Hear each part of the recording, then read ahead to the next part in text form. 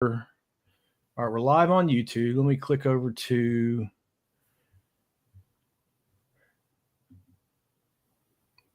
Instagram real quick. There we go. It's picking up. Go live on Instagram. All right, that looks good. All right, welcome aboard, everyone, for another, I guess this is a podcast now, another podcast with John Key. John, I'm going to let you introduce yourself and what you do. Go ahead. John Key. It's tricky. It's a double name. So my last name's Powell. John Key or John, depending on who you are. But I manage ponds in South Carolina. I started my pond management career, I guess, at Southland Fisheries.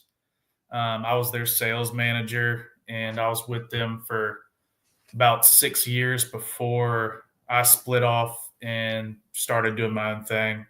And I guess the main reason was, Southland Fisheries. If you don't know Southland Fisheries, if you're in the Georgia, South Carolina, or North Carolina area, and you've ever seen the fish truck at the feed and seed stores, chances are that was Southland Fisheries. Yeah. And their bread and butter is growing and selling fish. But what they didn't and don't do is the pond management side of things. So we get a lot of calls and of people, they want fish, but they want other stuff done. And I just saw the need that a lot of people needed help, and we couldn't really facilitate that need. So I started my own company. We're about 2 years old now. I guess I've been managing ponds for since 2017, beginning of 2017. Right on.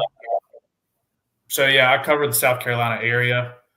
I'm out of Columbia, but I've got clients all over the place in South Carolina. I try to stick to South Carolina. I've got buddies. If you need help in Georgia or North Carolina, I've got buddies there that I like to refer people to, and I just stick to the South Carolina area. Yeah, being tied in with a fish hatchery would be a tremendous advantage, especially an established one like Southland. Actually, if you guys remember, we weren't happy with the bluegill. I'm sorry, with the shellcracker density on the original stocking at Sugar Hill, and Southland is where I got the shellcracker. I couldn't find Red Ear anywhere that year. Yeah, I saw that. I was just paging through Instagram or something, and I saw that. I was like, oh, that's my truck. Yeah. Yeah. It's a cool operation, the fish truck thing. I enjoyed stocking fish. I did it part-time, kind of. I went the other way. I started a pond management business because I worked for HOAs as a lifeguard, and I just so happened to get a degree and understand pond management real well, and then to be able to walk right into just signing HOA contracts right out of college. So I didn't go about it that way. Now, my friend Brian Simmons over at Owen and Williams Fish Farm. I know Brian. Yeah, Brian's a good dude. I know Brian real well.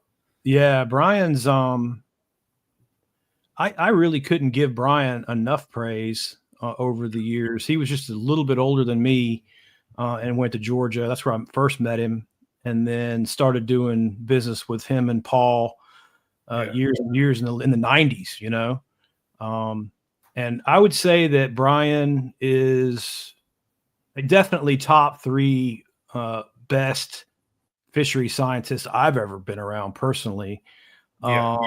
When you talk about somebody like him who's been working at a fish hatchery since he was 15 and then got a degree in the only to go back and then become basically the owner now. He pretty much owns it. It's his now. Yeah. Once Paul passed, it went to Brian, and now his boy's working there. Yeah. It's a really cool family business. And like I said, I've learned more from Paul Williams and Brian Simmons down at Owen Williams than any two people. They were very generous with the information they gave to me.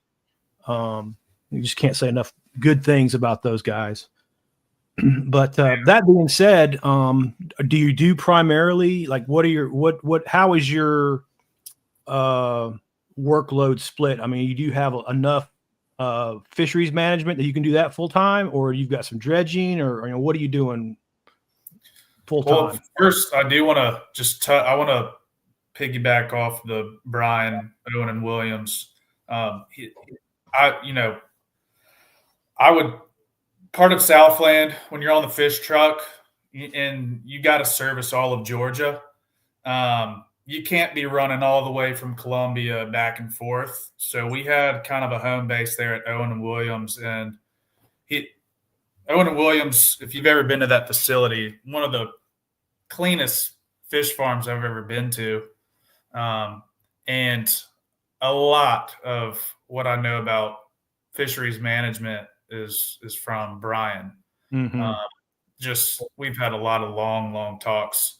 He's if you're in the Georgia area, they're down in Hawkinsville.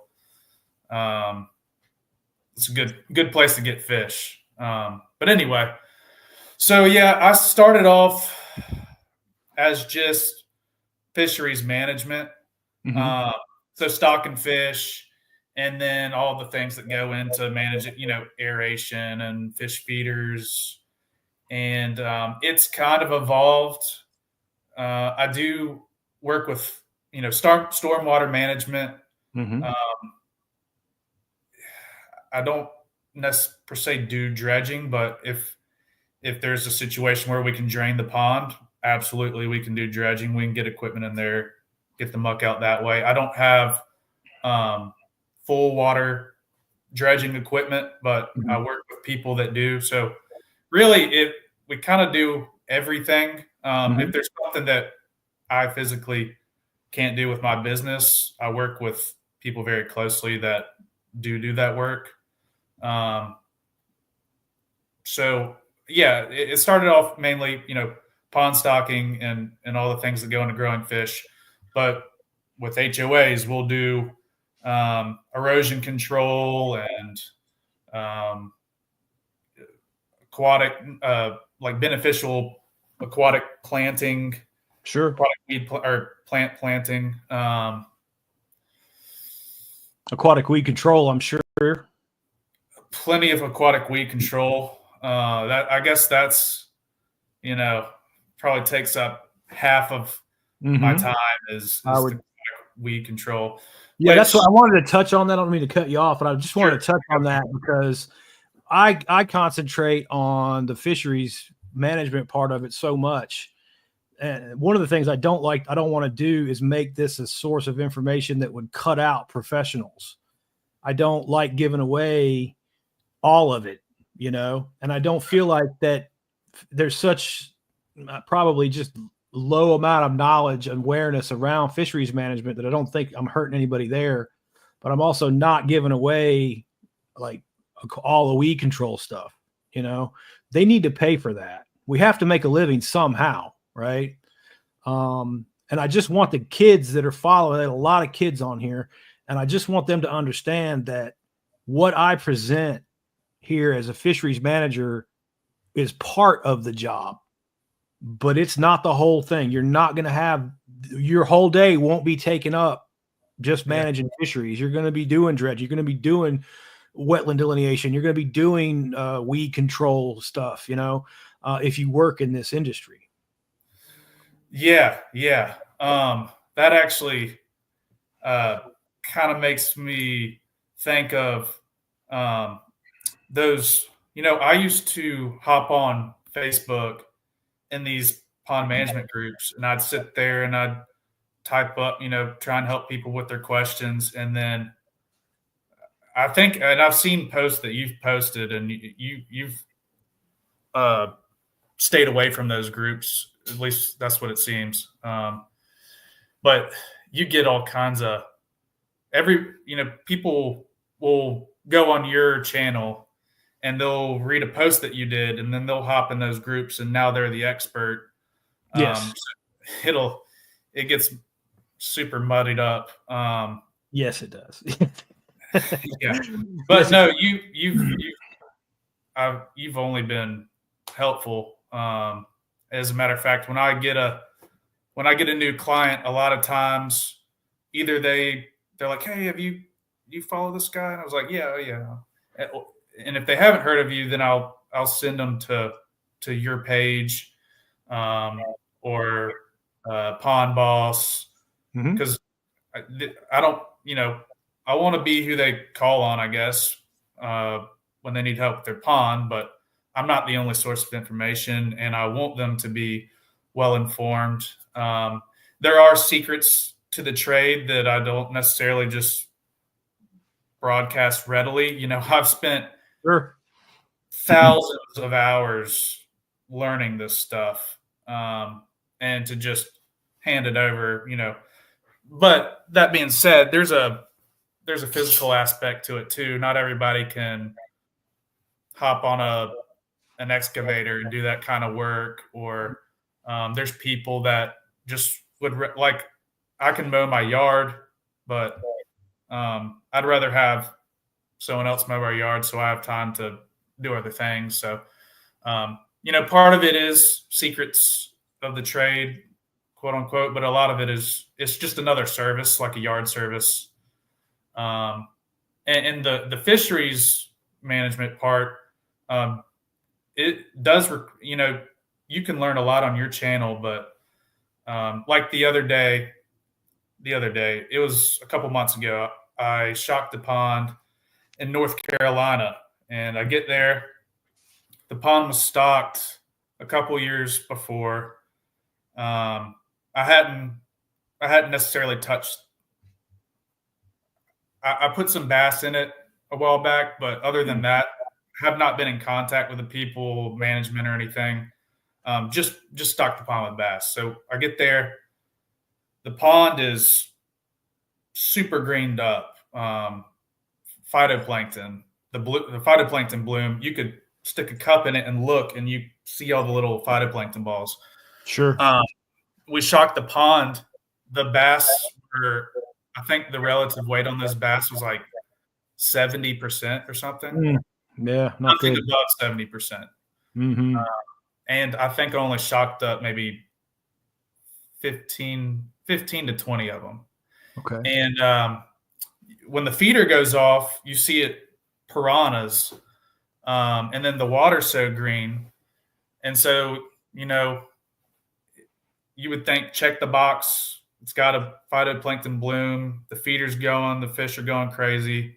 Why aren't the bass big?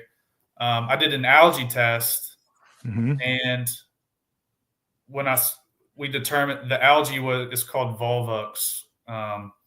Anyway, it's a colonizing type of phytoplankton, and it was too big for zooplankton to graze on. So in that particular pond, the bluegill isn't going to be necessarily your answer for growing bass, because there was the only bluegill were 7-8 inches and above. There's you saw some like real tiny stuff, nothing in between.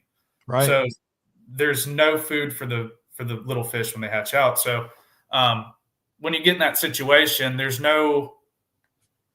you have to just work off a lot of knowledge that you have from just doing it so long. And I don't know if this is the perfect track, but we decided maybe threadfin shad would be a good option, because reading my mind, my friend. Keep going. They can use phytoplankton. They'll filter that. They'll be able to thrive in that pond, and then your bass are going to have something to eat.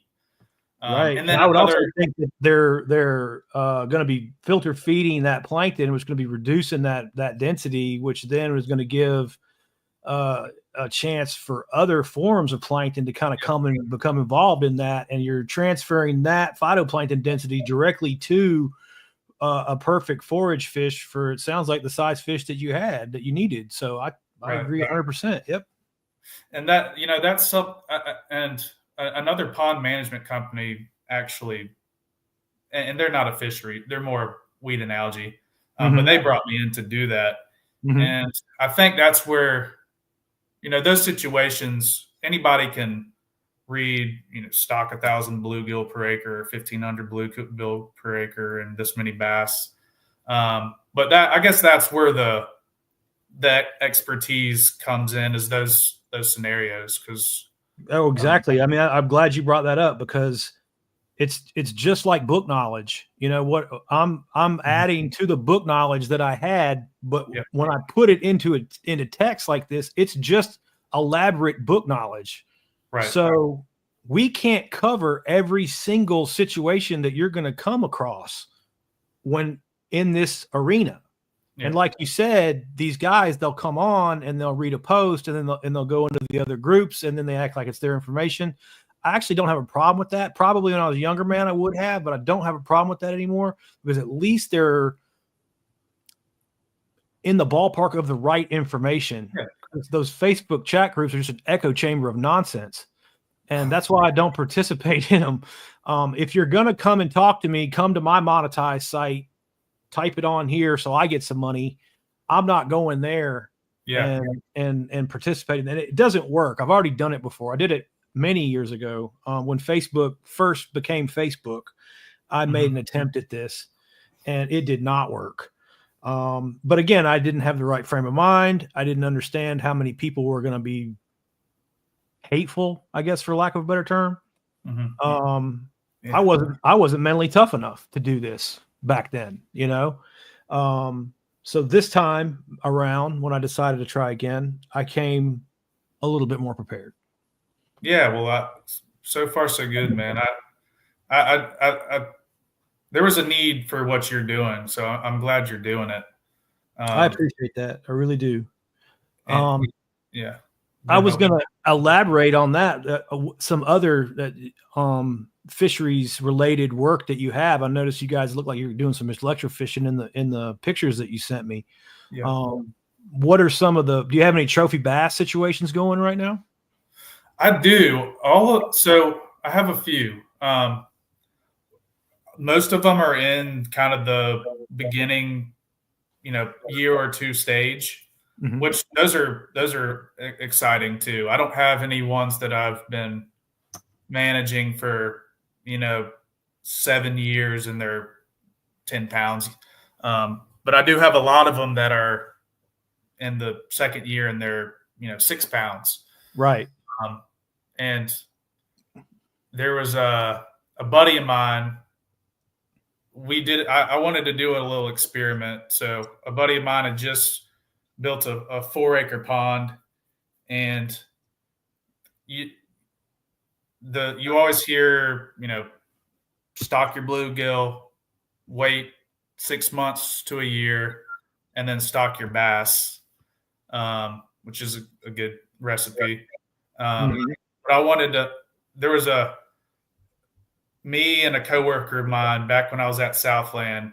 We took two of these little, I think they were Titan bass, northern Titan bass. We took them, we put them in an aquarium, and we just dumped mosquito fish in there every day because we wanted to see how big they could get. And we got them up to about, I don't know, half a pound. And when we got them to half a pound, we took them and we put one in one bluegill production pond. Oh man. And the other one in another bluegill production pond. And we just wanted to see what would happen. And we kind of forgot about them. Yeah. And then 2 years later, we go and we seine these ponds. Yeah. Those things are in there. Yeah. They were both, their heads were like this big and their bodies. This was less than 2 years and they were 6 pounds. Yeah.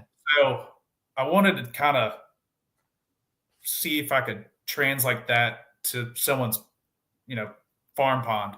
Sure. And so me and a buddy, we stocked it. I think we did 1,000 bluegill to the acre.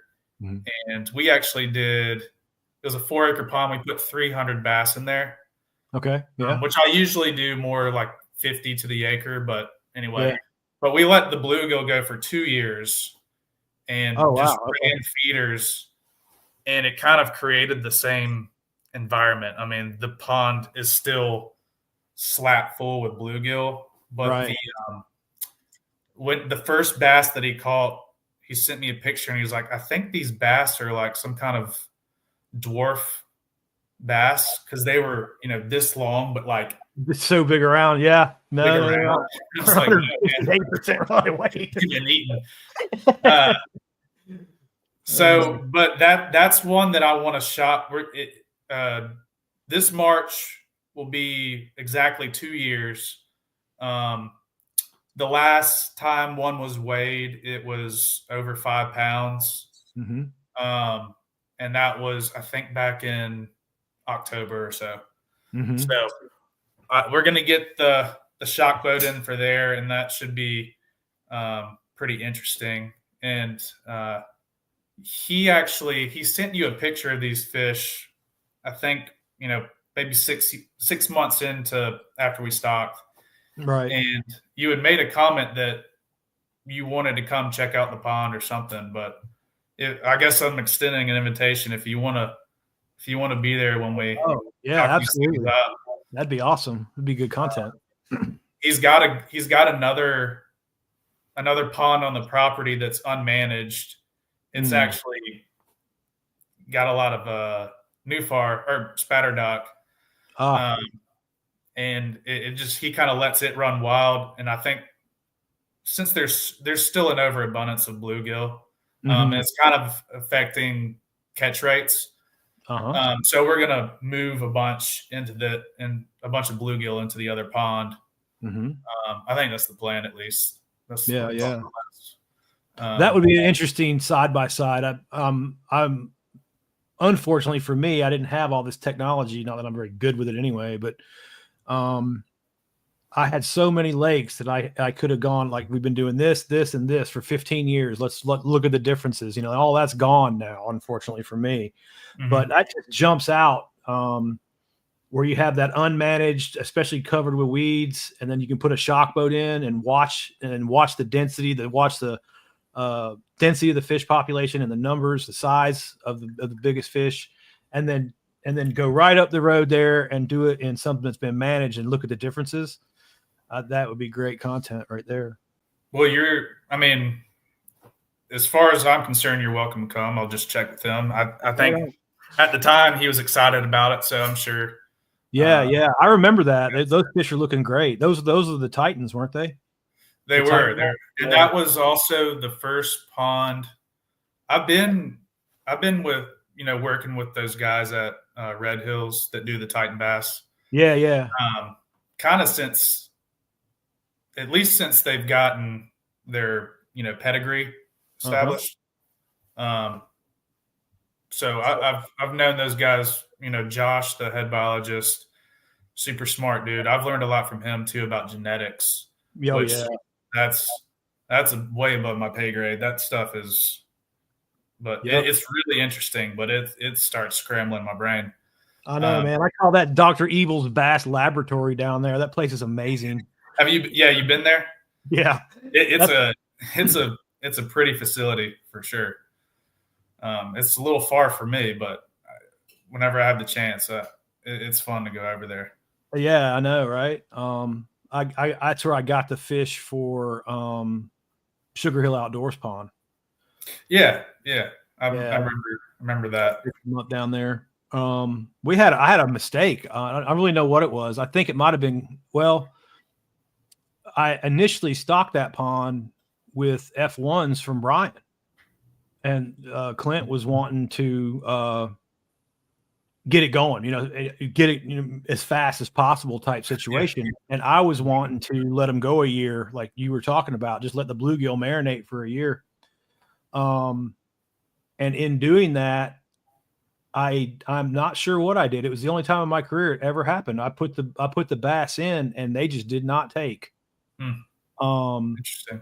Yeah. And I also was doing working a regular job for a buddy of mine. I was a pool man, and I'm wondering if I had maybe some chlorine contamination or something like that, because that was the only, like I said, I've never ever put bass in as fry and lost them that way, but I certainly did, especially in front of God and everybody on TV.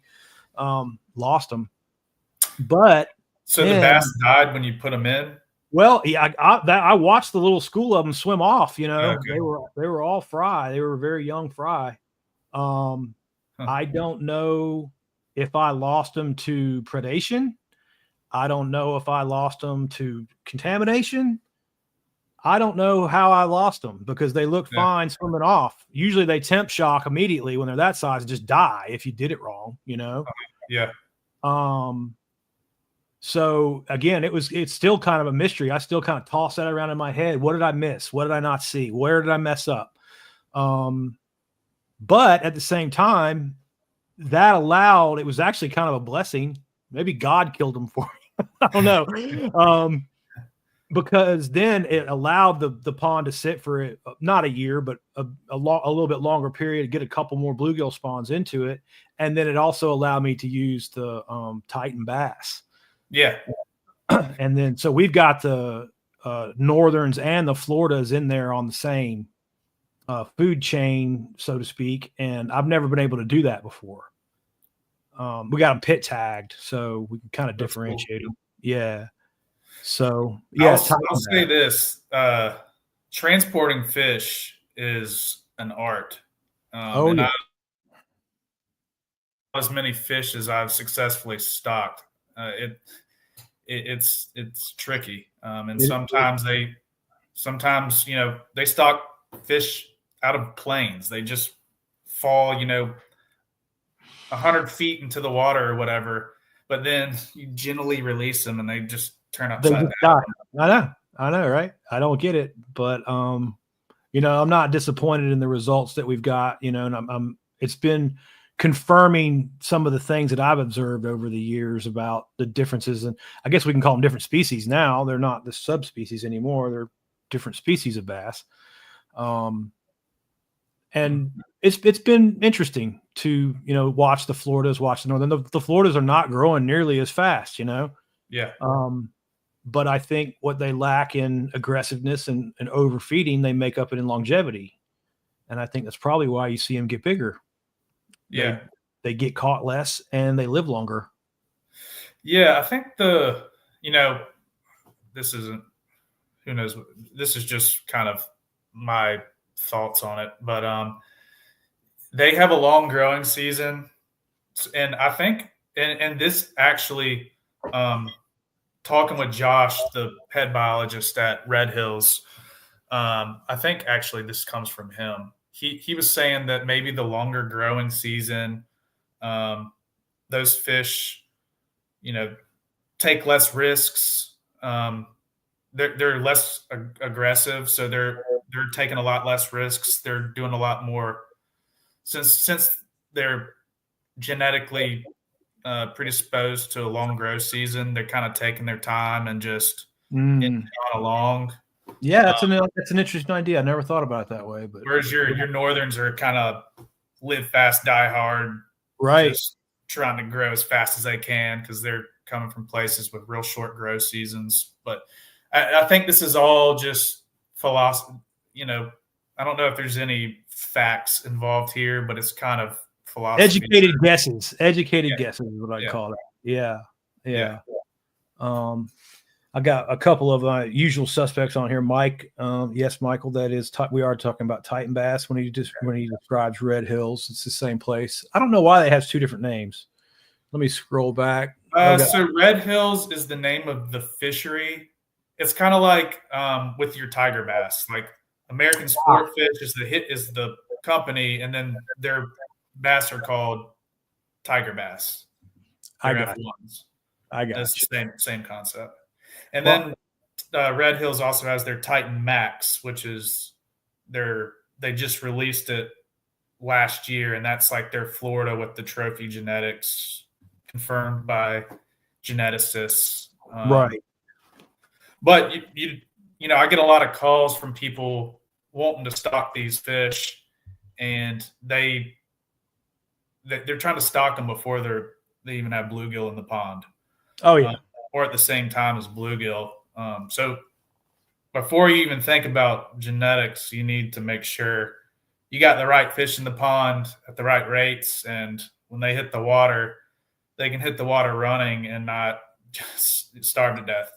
Yeah. There's no genetics, or they have an established pond with a bunch of small bass, and they're saying, "I want to get the Titan bass because all my bass are small." I'm like, "But Yep. you're going to make the problem a lot worse. You throw those things in there with Yep. what you got going on." So, Yeah. That's unfortunately a real common thread that I've had to deal with for 30 years now. And that's part of the reason I do this. So guys like you coming up can not have that conversation anymore. Can we advance, please? That's all I ask. Let's just get some basic facts down. So instead of spinning your wheels talking about this, stocking strategy that's obviously been in the book for 100 years, just follow that somewhat close. You're going to be all right, and then now we can then start addressing things like plankton density and the species of phytoplankton and get into stuff that's interesting to talk about and going to help the management of the fisheries instead of just spinning our tires in the mud talking about the same things over and over again. yeah. So that's why I like doing this. That's why I like you. I couldn't find anybody doing it, so I had to do it myself. That's why I like you doing it too. You kind of do a lot of the heavy lifting for me. I just kind of refer people to you, let them, cycle through all your information, and it takes a lot off my plate. Yeah, I'm glad it does. It makes me proud that it helps. I got a question coming in from Jay Rosa over on Instagram. He's wondering about the effort in Florida to stock trout and what kind of massive bass that's going to grow into the future. And I don't have any problems with that at all. They're stocking those just north of me here in Kingsley. And the problem with Kingsley is it's on a military base. But fortunately, from all the cool people that I've met on the internet, I think I've got an in to go over there and fish that lake. You can see it on a map. It's really easy to find it. It's perfectly round. It's in central Florida here. And it's the perfectly round lake that looks like a meteor hole. And I guess that's what it is. I don't even know the history of that lake, but it's deep. Like I can't remember the guy, 50 feet, 60 feet. Like most of these Florida lakes are like 6 feet, this thing is deep. Huh. So that is one place that they're doing. And I'm going to be getting Jason Dotson, hopefully back on here. He's agreed to come on. I need to follow up with him. He's the biologist down here for the FWC. And he was the one telling me about that. And there's another lake somewhere else, I can't remember where, but they're doing some trout stockings and where they can get away with it. And I guess they figure they can get away with it in that big lake because it's so deep. Get them to hold over, getting some. I don't know if they're a holdover. I'm doubting very seriously they'll hold over, but you get at least a little bit longer a lifespan on them there. I've used rainbows around Atlanta a lot. Stock them in the wintertime. We'd put them in an Atlanta area around Thanksgiving, and they'd stay until the spring got warm. You'd have trout for a long time. Yeah, I don't do a whole lot of trout stuff. I don't think there's any trout farms in South Carolina, but it's just so hot. That's when you're talking about stocking trout in Florida. I was like, that either deep lake or in we do stock trout in certain places in South Carolina. Actually, there's a lake right outside of Columbia where they stock trout, or a river coming off a lake, but the river is fed from the bottom of the lake, so it's cold. Yeah. But you have to have those specific scenarios where you can even keep trout alive because they like cold water. They hit. Oh yeah. I would just put them in my lakes, on my trophy bass lakes. About the time they're getting lethargic from the oxygen depletion for them, 68, 70 degrees, those bass are bedding, or either going right on or coming right off. So they get eaten up quickly. And the trout would get pretty big. You stock them 8-9 inches and they'd be a couple of pounds if you've kept the feeder going all winter. So you were putting a lot of big protein right down the gullet of the biggest bass. For Yeah. anybody who hasn't been following along here, that's the ideology of that. I was not stocking trout to keep them alive in a pond in Georgia. I was stocking trout to feed them to largemouth bass. And that's pretty much what they're doing here too. I wouldn't anticipate them, once it gets hot in the summer, those trout they're gonna get so lethargic due to just no air. They're gonna get whacked by those big bass, and they'll have to restock them. Which is a lot of credible pond managers use trout as their kind of winter supplemental forage program. Put trout, like you're saying, put trout in the winter, let them feed all winter long, and then as the water starts warming up, bass start feeding again about the same time the trout start getting nice and slow. So it's big bait going down the bass's mouth, which is a really good stocking strategy. And in South Carolina, we can use tilapia. Oh, can you? Yeah. So I do a lot more tilapia in the summer. Are you having any good results with that? Yeah, I have. They make a lot of babies. Yeah. What rates are you stocking them at? I've done a little bit of that in North Carolina when I worked up there, but they've never been legal in Georgia, so I don't have that much experience. But my experience has kind of been, you put them in and watch the bass eat them all in 20 minutes, or you put them in a stormwater retention system or something like that, and they go in and they do exactly what you said. They go crazy, they reproduce, but then there's no bass in those systems, so there's nothing to control them. And then you just end up with a big mess when they die in the fall. You got to go pick up all the dead fish, and everybody has a panic attack and thinks there's chemical, problems and all that kind of stuff. Yeah. So, but again, my experience is extremely limited with them. So I'm just curious, like, what rates are you stocking and what sizes you stocking to get them to successfully reproduce? Yeah, the bigger the better, just so it doesn't turn into a feeding frenzy when they hit the water. Right. Depending on the size of the pond, usually 300 to 500 fish to the acre. And you want them kind of as close to 5 inches or better as you can get, just so they can hit the water and start making babies before they get whacked. Yeah. But what if a couple of them make it, you're good, because they start pumping them out. They're prolific as hell, aren't they? When we would grow them in ponds, when you drain that pond at the end of the season, once the buzzards have eaten all the millions of dead tilapia, the pond looked like the face of the moon. I mean, every square inch of that pond has a bed on it. They get busy. So they're I've had some good success with them, and it's growing more and more. Another thing they do that's really good is the cyanobacteria blooms that you get in the summer.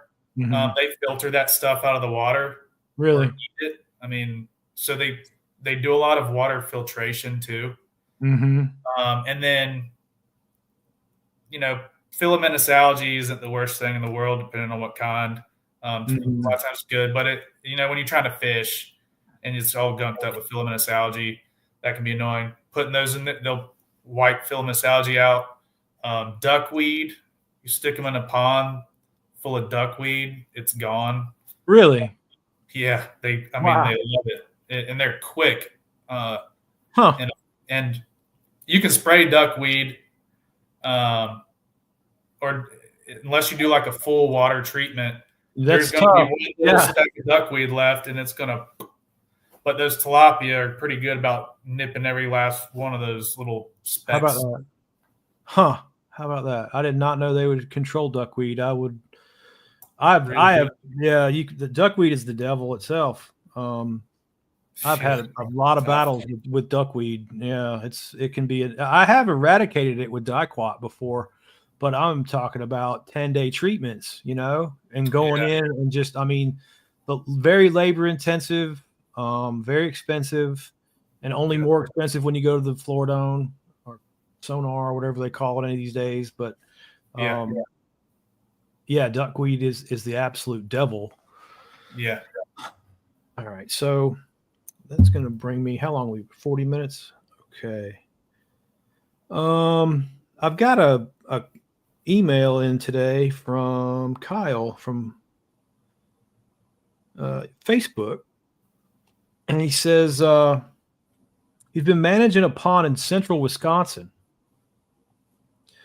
with a trophy bass goal. It's 2.25 acres. It's 23 years old, 8 foot, 11 foot. Sounds like it's good. Got good depth, probably 7-8 feet of average depth. It is unfertilized, and runoff comes in. In the summertime, they've always had algae and leafy pondweed. In the past years, it's been controlled using Crystalplex algae control and a herbicide. He doesn't remember offhand. I'm probably going to guess it's diquat, but Yeah. If he's got usually the diquat's right next to the Crystalplex at the feed supply store, so that's where I'm getting that from. He's learned that maybe this isn't the best route for his aquatic invertebrates to grow, or his phytoplankton bloom really to grow healthy fish, and he's looking for a professional opinion on weed and algae control. And he's got a nice clump of what looks like pondweed there. Maybe some Cara mixed in with that too, and a nice blue pond. Well, I will advise not to use that blue stuff where you want fish production. Right. What's your advice on that, John? When you say a blue pond, is it pond dye? Is that yes, sir? It looks like Six Flags water. Yeah, no. If you want a fishery, don't. If you're managing a pond for a fishery, don't use the blue stuff. It kills the bottom of the food chain. Unless you're doing, I know this is kind of your bread and butter, right? Because you manage fisheries and HOA ponds where they wanted that. So you're the expert on this, but killing the bottom of the food chain. I have seen this one. Actually, I can name drop all over this if you'd like. Back in the day when I was a young rookie and going to school, my major professor, he did a little pond management on the side, and one of the side jobs he picked up was for Kenny Rogers.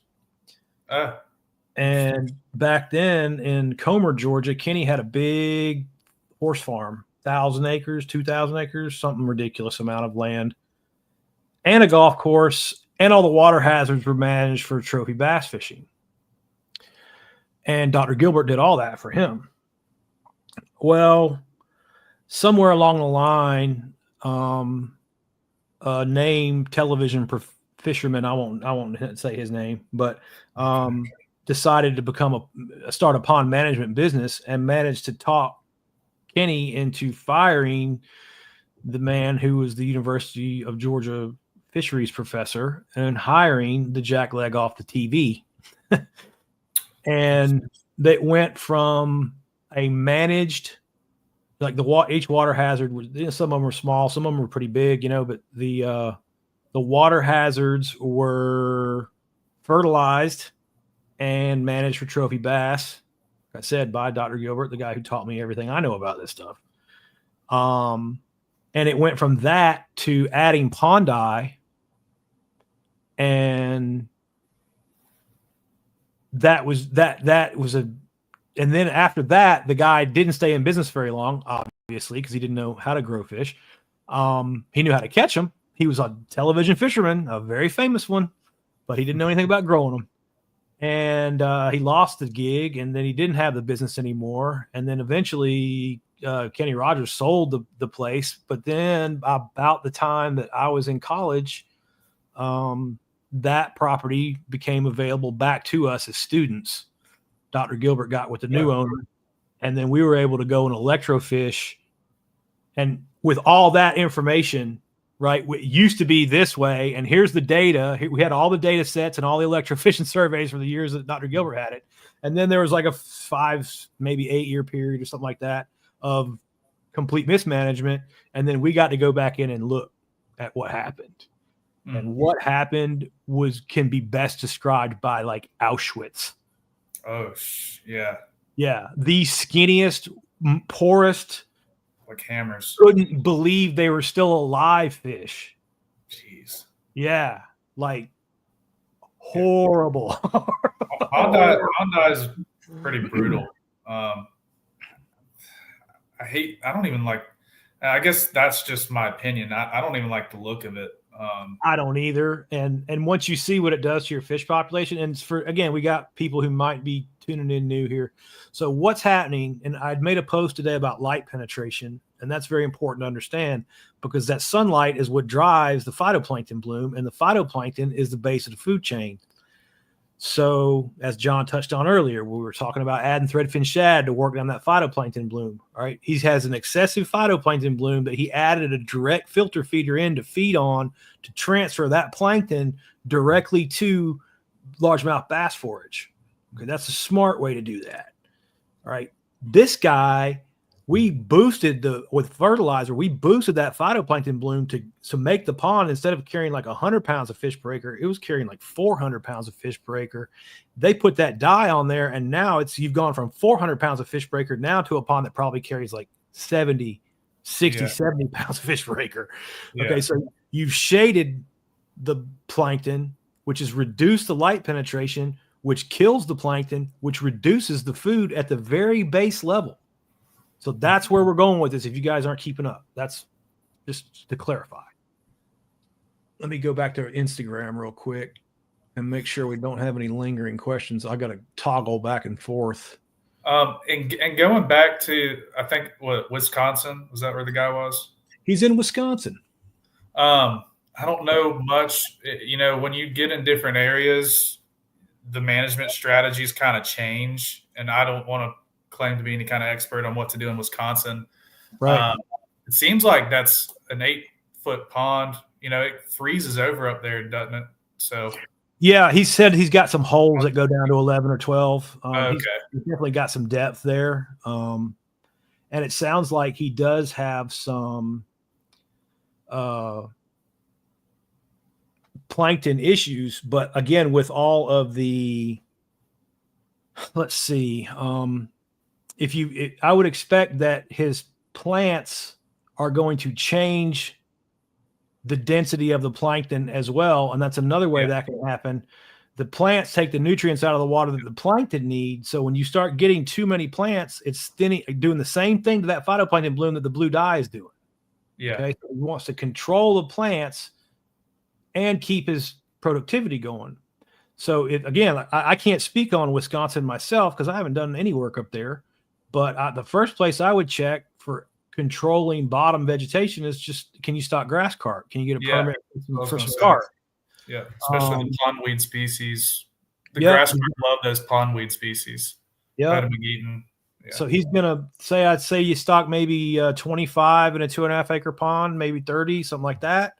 You should get like 7 years of weed control out of those or so. And that would cut out all of the chemical applications that you have to spend money on for 7 years to control that plant. So you're not using chemicals in the water, which I think is good. Mm-hmm. And you're kind of saving money. You're going to spend some money up front for the carp, but then, you're going to get good weed control out of them for 6, 7, maybe even 8 years, sometimes 10. That being said, you'll also see a shift. Once you stock the grass carp, you'll see a shift away from the pond weeds and probably more towards filamentous algae problems. Mm-hmm. Yeah. That's pretty common. You don't have the nutrients being taken up by the plants. You're going to have some more, you're going to get greener water. You're going to get a denser phytoplankton bloom. It's going to kind of a pea soup green color to the water. You're just looking at plankton there. And then you need to be prepared to do filamentous algae treatments.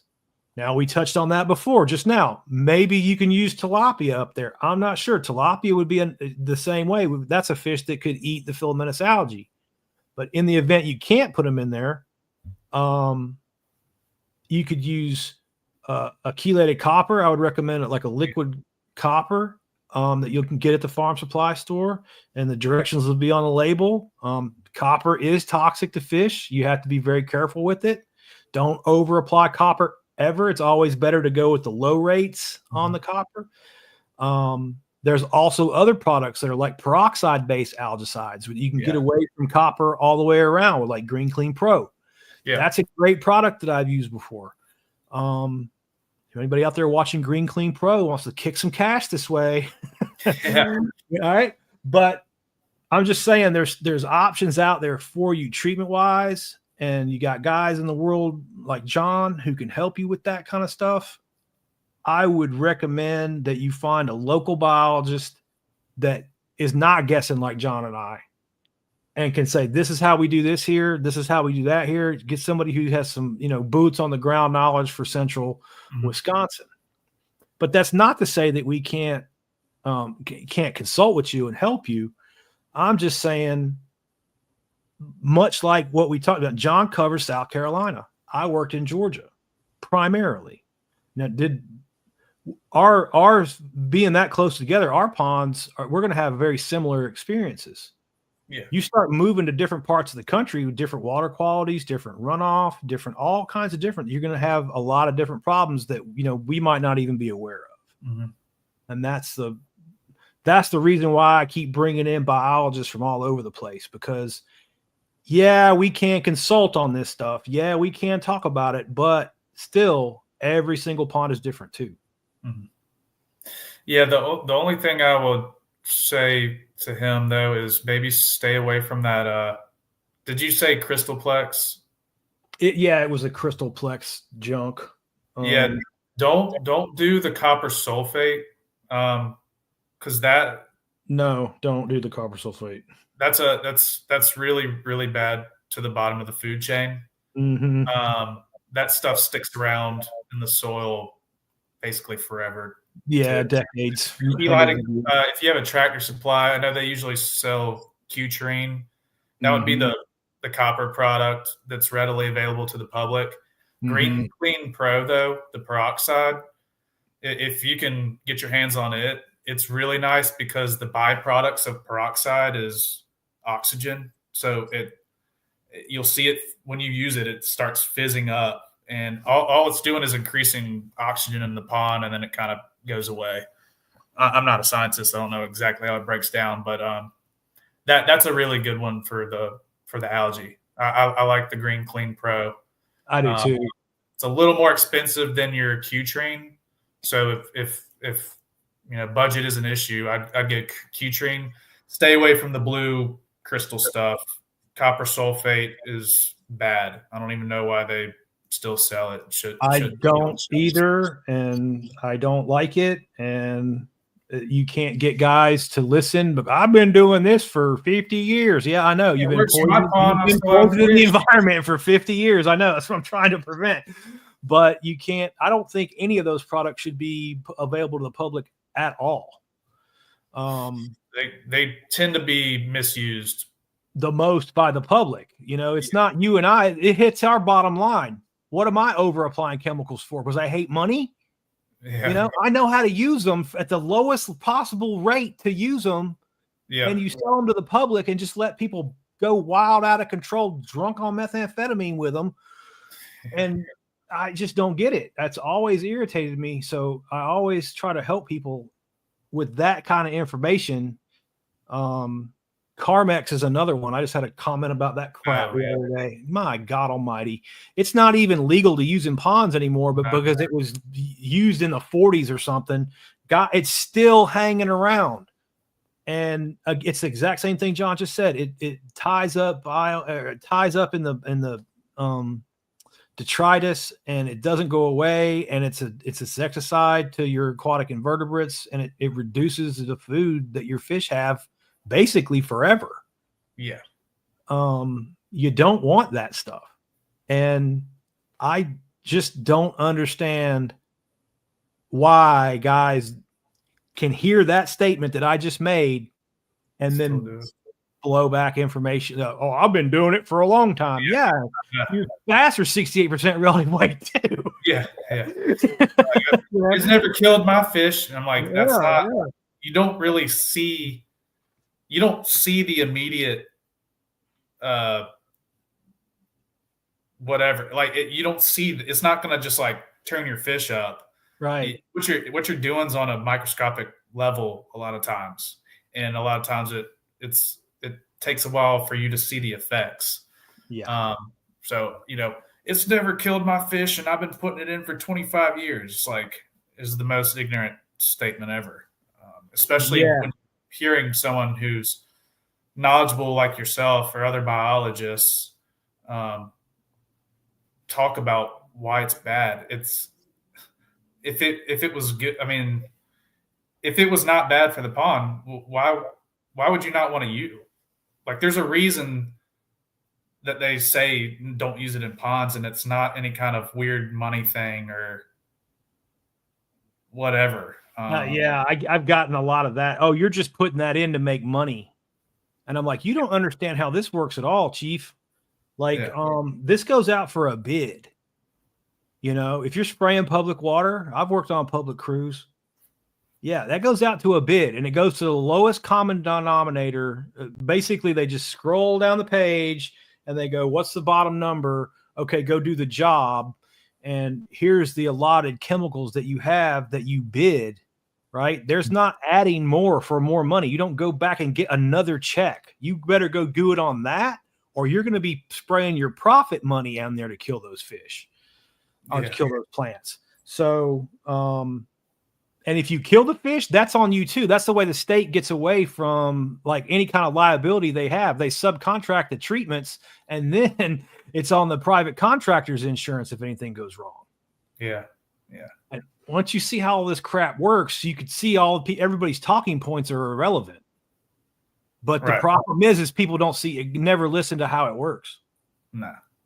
Josh is a long time. He's got says he's got some smaller fish. They report dying in the winter. And is that normal? Yes or no on winter fish kills? Josh, that is normal. Much the same way oxygen goes away in the summertime. We've talked about plants can take up too much oxygen and then create have too much plankton, too many plants. Low oxygen levels at night will kill the fish because the warmer the water gets, the less oxygen that it holds, and the more plants you get, the more oxygen demand there is. So at some point, there's a loss to the fish. The same thing can happen in the winter when the ice is over. The sunlight that comes through the ice, and again, I'm really glad I made that light penetration post this morning. I'm coming back to it all the time. The light can penetrate through the ice and the plankton can still create the oxygen underneath the ice. It doesn't have to be exposed to the air. But where you get into problems is when that ice gets a big snowpack on top, cuts that light penetration out. That reduction in light penetration reduces the oxygen, and it'll kill the fish under the ice that way. Yeah, and you see fish kills too, just kind of when the seasons change. Oh, yeah. It's pretty normal to see that. Lake Life over on Instagram's got one. He's heard 10 pounds of forage fish to grow 1 pound of bass. Yeah, Lake Life, that is the book knowledge stuff there. And tilapia have a higher conversion rate. I don't know about that. I don't think that it matters too much what type of forage the bass are eating. I've like the rates that we've seen the bass grow at Sugar Hill and it's just bluegill only and some red ear. That's the only forage that we have. I have never stocked threadfin shad and bluegill and red ear or any other combination of forage fish and seen them grow faster because of some specific species of fish that was stocked. Where you get the growth is when you have the balance, like we talked about. We stock the forage, we let it go. If it was bluegill only, that's fine. I've done it bluegill only a lot of times. I've also done it with bluegill and shad and let it go for a year and let it fill up. Basically, at the end of the day, the carrying capacity on that pond, if it's 400 pounds of fish per acre, say, and you've got 2 acres, that's 800 pounds of forage. You're going to have 800 pounds of bluegill, or you're going to have 800 pounds or 400 pounds of bluegill and 400 pounds of threadfin. You're not going to stock threadfin and suddenly the 800-pound carrying capacity goes to 1,600 pounds. That's not how that works. That's how people think that it works, but that is not how it works. And I guess from my field experience, there are no combinations of forage fish that are going to increase the bass growth. Where the bass growth comes from is the stocking that, like, we stock 40 fish per acre at Sugar Hill to get more fish down each individual bass's gullet, right? If you stock 50 per acre, you're going to reduce the growth rate. If I drop it back to 35 per acre, my fish would have grown a little bit more because they'd had a little bit more forage available to them. But the balance of the fishery is the most important thing to understand about growing trophy bass. Like, you've got to have that balance right. Once you've got the balance right, I can grow them on just about any forage. I don't care if it's tilapia, rainbow trout, shad, threadfin shad, gizzard shad, bluegill. Put them all in there. I'll grow them, or not. I'll still grow them. Yep. Now, when you start supplemental feeding with like trout, that's starting to get, if you've got money, that's kind of pushing it in the direction of where you're going, of like, okay, we put these fish in, and that's above and beyond kind of the carrying capacity, right? Because we know they're temporarily stocked. We know we grew them up to 2 pounds, and then the bass got them and wiped them all out, and we know we're going to have to do that again. I would count that outside the carrying capacity. But at the same time, I can't just say, oh, you know what I'm going to do is just feed these bass trout every winter and not have other forage fish for them to eat in the spring and the summertime. That won't work either, right? No. You can't just feed them trout. You've got to have an established forage base. All right. Yeah, I think, maybe just to touch on it just quickly, some fish might have different fat and protein contents, just like some of the food that we eat has different nutritional values. So maybe he's saying that tilapia's protein and fat content is higher than other types of forage, so it's more efficient. I don't know. Maybe so. I've never seen a study about that. You know what I mean? That sounds like something that a fish salesman would say. Yeah, the tilapia in the summertime is mainly just to take pressure off bluegills and keep the food chain, make sure there's enough availability for the bass. I don't know if it has some higher protein content or anything like that. Makes them grow faster. I've never heard that. No, I think that's where guys get in the most trouble, and what they try to mimic, I think, what they're seeing with lake managers and public water, and they'll go talk to those guys. They kind of try to bleed that over into pond management, not being unaware that it's really not even the same sport. No, it's really not. Completely different. Again, to understand, and that's why I like teaching the pond management, because I guess, for lack of a better term, you got to crawl before you walk. Yeah. If you don't understand fisheries management with 2 or 3 species of fish, how are you going to understand it with 36 species of fish? Right. You know what I mean? And every single one of them making it more complex. And I get a lot of that. Like, well, I'm talking about managing lakes. I'm like, I don't care what you're talking about. You're talking about it wrong. Like, we are talking about pond management right now. You are talking about Lake Michigan. Yeah. That's not the same thing. And it's just, I don't know. We just live in this land of denial. It's about as different as managing a pond or an aquarium. Sure. Are there similarities? Sure, there are. Absolutely, there are. But there's enough differences to make it completely. I did see. If you have a question for a guy, you can go ahead. But go ahead. What do you got? I saw you posted something, and I agree with most of it. It was like, what don't you agree with? It was red breast and green sunfish. Yeah. And you said if you see either one of these species in a pond, you basically nuke it or start over. Yeah. What's at Southland, red breast is on the menu. Green sunfish, I totally agree with you. Mm-hmm. These things are pesky, but the red breast, I wanted to get your thoughts on it. Have you seen red breast negatively affect bass growth? Mm-hmm. What's the deal there?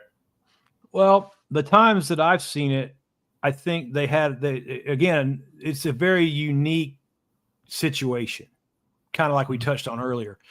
Have I seen ponds with red breast or small lakes with red breast that produce huge bass? Absolutely. Am I in a dead panic attack about a red breast? Not really. No. I can manage around some red breast.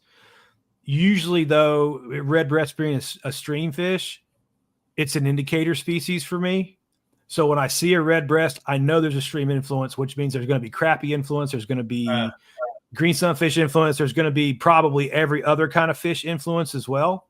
Mm-hmm. So on the very limited number of ponds I just had red breast as competing fish. Were they like green sunfish? No. Mm-hmm. But at the same time, I have seen them where, say you've got I think these ponds were probably not stocked properly, but where maybe like 30-40% of the sunfish population or the forage population is in red breast. So you've got a third of what could be bluegill, right? But Yeah. they're not bluegill, and they only spawn once a year. Yeah. So a third of that forage base that if they were bluegill would be cranking out reproduction for me is just taking up space and not reproducing the way that it could be. So it's kind of like a throttle limiter, but they didn't really displace the bass population the way green sunfish do. I've never really seen that. But I have seen them where a few times where I was like, I really don't wish there weren't any red breast in here. They're just obnoxious at this point. But again, 3 times in 30 years. You know what I mean? Again, we've got to cherry pick this information, right? But yeah, I probably wasn't clear on that. But when I see a red breast, I just know there's a stream influence. Yeah. And then that's just the red flag goes up for me for everything in the world could be in here. Yeah. You know? Yeah. I think Southland was, as far as I know, I've never seen another hatchery raise them. Mm-hmm. So like you're saying, if you see them in a pond, unless they're stocked by Southland, it's probably stream influence, and there's pickerel and all kinds of weird stuff. Mm-hmm. I know Brian actually sells them, but he sells they're like golden ones. Have you seen those? Oh, I've stocked them. Oh, yeah. I've never stocked them. They look cool. Dude, you stock those golden red breasts and get your chartreuse spinnerbait ready. Oh, yeah. Oh, yeah, man. For about 3 months after you put those things in, the yellow is money out there. It seems like it'd be awesome, like catfish bait or something, or just bass bait. But yeah, I've never noticed any negative effects with the red breast stocking. We always stock them in real low numbers, like 200 to the acre. Yeah, and it's just kind of a novelty thing. Like that doesn't hurt my feelings. Doesn't hurt my feelings at all. But I don't think you're ruining the world with that. I did want to, if you knew something I didn't, I wanted to know, but no, like I said, I just use it as a negative indicator. Just like if I saw, like you said, I'll pull your words, a chain pickerel or grass pickerel out of there, automatically know. All right, whereas we've got we're going to be dealing with an outside source of competitors, and that's most places these days. Linda's got one here. Here's a hybrid bluegill, a subspecies of green sunfish. Linda, a hybrid bluegill is a cross between a green sunfish and a bluegill. And I don't like stocking hybrid bluegill unless we're in a very unique situation. Again, like we can get a very specific situation that I would use them. And that would be you're willing to drain and restock the pond at any time, and you want a trophy bluegill fishery. And at that point, hybrids would become an option. Do they get bigger than a bluegill on feed? I think that's subject for debate. I'm not so sure that they get that much bigger than just your standard bluegill. They get big. I'm not going to take away from them. If you do it right and manage them properly, you can grow a nice, hybrid bluegill to a trophy. But where the problems I see is when people are wanting them in a bass population and wanting to have a bass fishery that they're not really willing to drain the pond for. Because when those hybrids, even though they're not true hybrid in that they can still breed, and the dominant gene is green sunfish. So when two hybrid bluegill spawn, you get green sunfish born directly into your pond. And that brings us back to where we were just talking about. We don't like seeing crappie and green sunfish and things like that competing with our bass. And that's kind of a slick way, backdoor way, a way you don't really realize you're introducing those green sunfish into your pond. With the stocking of those hybrid bluegill. Yeah, we used to sell them just because when the Georgia Giant came out, a lot of people wanted them, and so we're just trying to fill a demand. But we ended up taking them off the menu and just eradicating every green sunfish from the farm. The initial fish is awesome. It's a pretty fish. It grows really fast. I don't think it gets bigger than the normal or the copper-nosed bluegill either. But nice fish. But then after that, it goes downhill quick. When it starts reproducing, those babies are not worth anything. Josh got another question coming through. Can a stream influence places be good? Absolutely, Josh. I mean, I can think of lots and lots of places that have a stream influence, and most of them do, especially where we are. Most of the ponds in the Southeast were built for erosion control and built right on streams for the purpose of capturing that erosion. So there's no way to manage a pond. You really have to. I have had some where there is no feeder stream and they're just fed off the watershed, and those are the best. But most of the time, most of my experience has been dealing with ponds fed by streams, which means outside sources of competition. There's so many of them, in fact, that you just can't even show somebody what it could be without the stream because it's so hard to find a pond. Even Sugar Hill Outdoors, we've managed to keep everything but some channel catfish from coming down from the pond upstream. We've had a few channels come in. And I'm not complaining about them. That's the worst case. That's the worst thing I'm going to get in there is some channel cats. I'm perfectly happy. But those streams bring you unwanted fishes. Those unwanted fishes bring you competition you don't want and reduce your bass. And you'll see it right on the relative weights. Once you start tracking those relative weights and writing those numbers down, you'll see it in the math. You'll see it in the numbers or on your data set, however you want to call it. It'll be like, oh, our bass are growing. We have nice over 100, and then it starts to drop. You'll see it right in the numbers, and you won't even. I mean, like my friend Philip on here. I've posted his comments a couple times. Philip Cheek, he's gotten as good with me as I am with looking at the relative weight, and he goes to a pond and catches a bass, and it's like 83% relative weight. He goes, I bet there's crappie in here. He's gotten real good at it. I'm so proud of Philip. He's worked real hard in learning all that stuff. Yeah, but sure, absolutely, you can have really good lakes that are stream fed. You can also that stream can also be the downfall of that place. So you got to take the good with the bad. Yeah. It can be hard to manage the balance too, especially in the early stages of stocking a pond if it's stream fed and you're trying to get the balance right in the beginning. Yeah, Philip, there's Philip right there bringing in a good point. You can have bowfin come in on you, How about a little dinosaur bass to disrupt the balance? Yeah, that's absolutely right, Philip. You can have that. All right, so so those are jokes. I'm going to go back to Instagram real quick.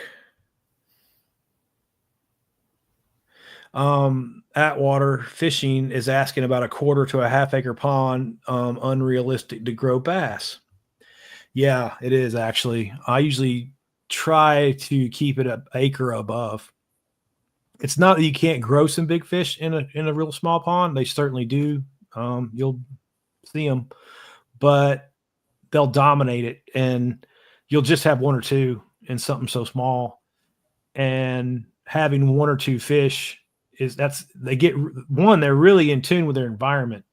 If you're fishing small ponds and not having much success, you might want to go to seriously, treat it like hunting. Go full camo, use bushes and trees to hide.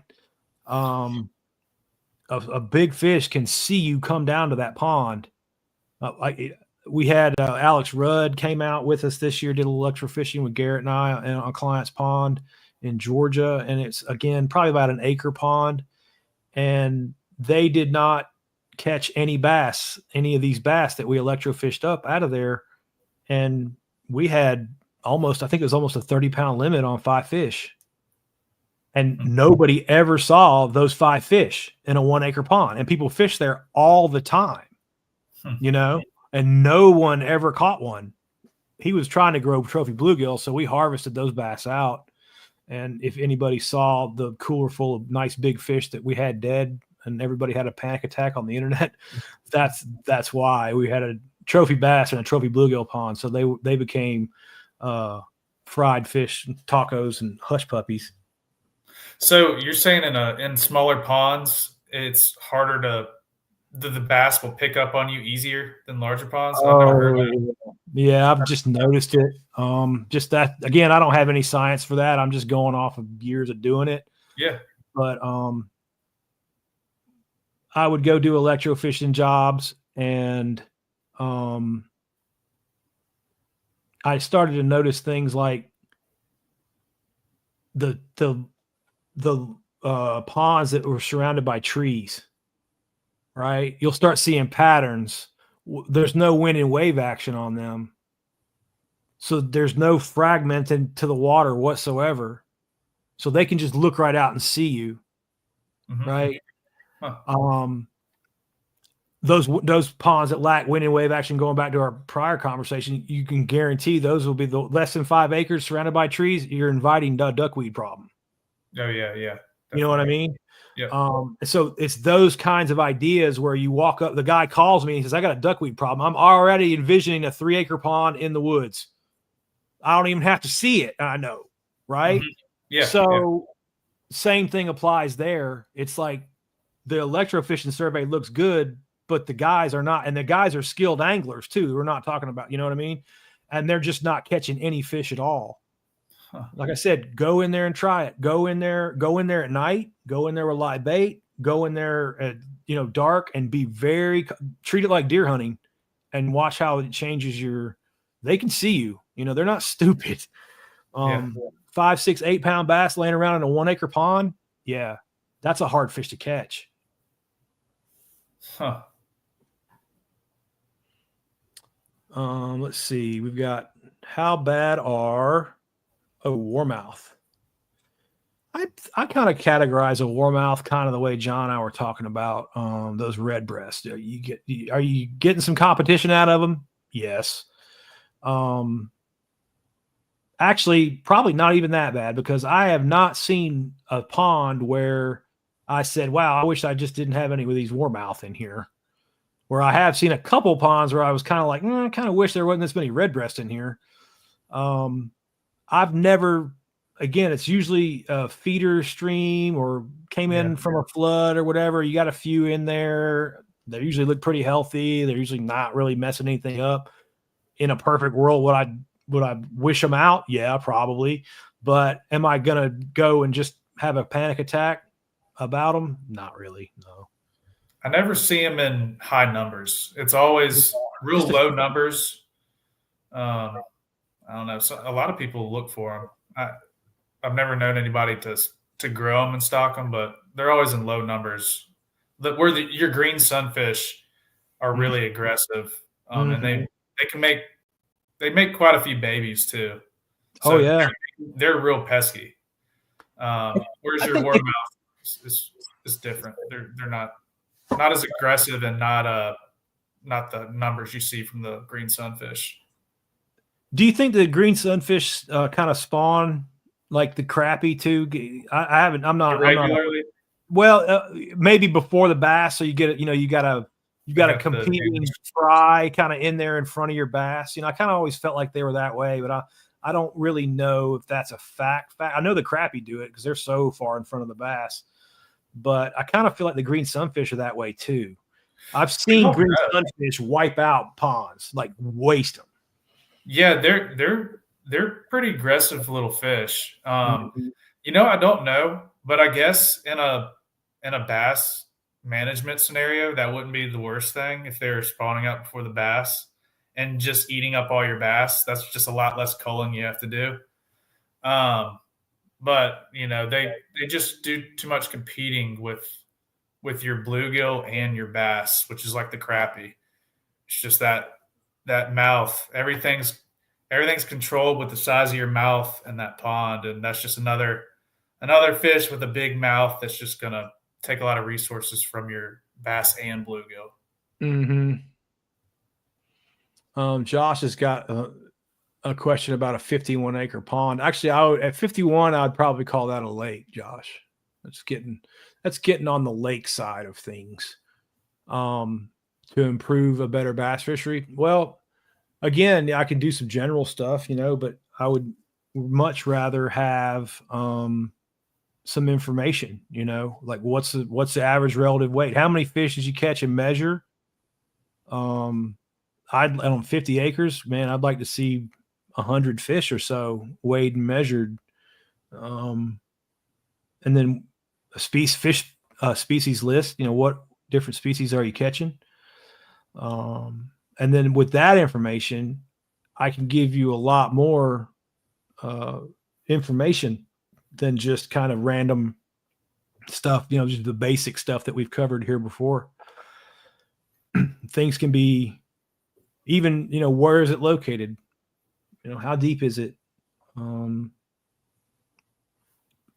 It goes on and on and on and on. But that being said, I can say 51 acres, that's getting to the point where I have seen some just lakes that were left alone. They were just not managed per se, just, again, fed by streams or rivers, like big flows of water coming in. You would think that it'd have everything going against them, but no, they got tanks in there. They got real big bass in there. 50 to 100 to 150 acres. That's where you really get to the good size water where you can have, if it can produce big bass, those are the types of places that you really will start throwing off multiple big fish at that size water. So I'd pay attention to those lakes. Definitely. You can also, they're probably lack of fishing pressure too, a lot of times. I'm just going to check Instagram. I didn't miss anybody over there. And we ran over an hour, but that's okay. I like to keep it. I've noticed like an hour to an hour and a half gets a little bit better on the viewer time. So if anybody has any questions, throw them up there real quick and we'll finish this up. John, you got anything else you want to add? Tell us about your business, where you're located, put all your phone numbers and things out there. Yeah, just Bullfrog Pond Management if you're in South Carolina. And I don't do a whole lot of social media stuff, but I am on Facebook, and that kind of acts as my website at the moment. You'll find all my contact information there, or just a Google search. But if you're in the South Carolina area, or if you're somewhere else and ever have questions and Shan's not available, I'm happy to talk with you on the phone. I do a lot of just phone consultations,